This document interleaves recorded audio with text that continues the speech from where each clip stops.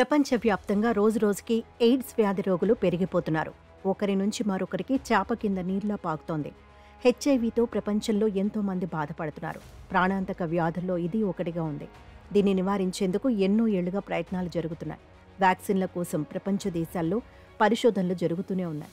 ప్రపంచవ్యాప్తంగా ప్రతి ఏడాది 10 లక్షల మంది హెచ్ఐవి బారిన పడుతున్నారు. వేల మంది ఈ వైరస్ కారణంగానే చనిపోతున్నారు. అతి భయంకరమైన వ్యాధుల్లో ఇది ఒకటిగా ఉంది. అయితే తాజాగా హెచ్ఐవి కోసం వ్యాక్సిన్ను తయారు చేశారు.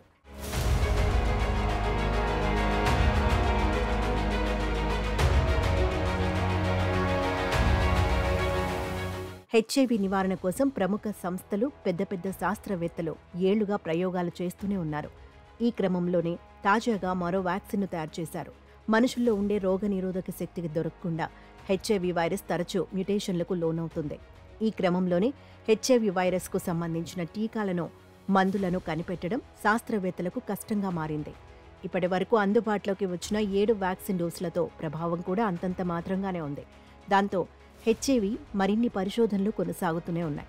తాజాగా అమెరికాలోని MIT పరిశోధకులు హెచ్ఐవి నియంత్రణకు ఓ టీకాను అభివృద్ధి చేశారు. హెచ్ఐవి నియంత్రణ కోసం ఈ టీకాను వారం వ్యవధిలో 2 డోసులుగా తీసుకోవాల్సి ఉంటుందని పరిశోధకులు తెలిపారు.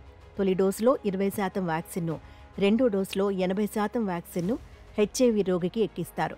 వారం రోజులు స్వల్ప వ్యవధిలోని 2 డోసులు ఎక్కించడం ద్వారా హెచ్ఐవి వైరస్ మ్యుటేషన్ జరిగేలోపు టీకా తన పని చేస్తుందని పరిశోధకులు చెబుతున్నారు.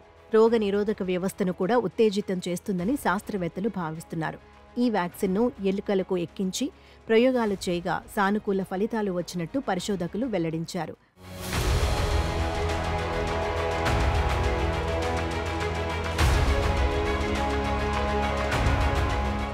అయితే హెచ్ఐవి గురించి ఐక్యరాజ్యసమితి ఇటీవలే నివేదిక వెల్లడించింది.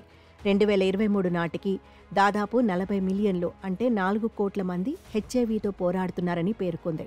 వీరిలో ఏకంగా 90 లక్షల మంది చికిత్స తీసుకోకుండా నిర్లక్ష్యంగా ఉన్నారని వివరించింది. దీని ఫలితంగా ఎయిడ్స్ వ్యాధిగ్రస్తులు ప్రతి నిమిషానికి ఒకరు మరణిస్తున్నారని పేర్కొంది. 2024లో ఈ వైరస్ కారణంగా 21 లక్షల మంది చనిపోయినట్లు తెలిపింది. ఇక 2023లో హెచ్ఐవితో 6.3 లక్షల మంది ప్రాణాలు కోల్పోయారని చెప్పింది ఐక్యరాజ్యసమితి.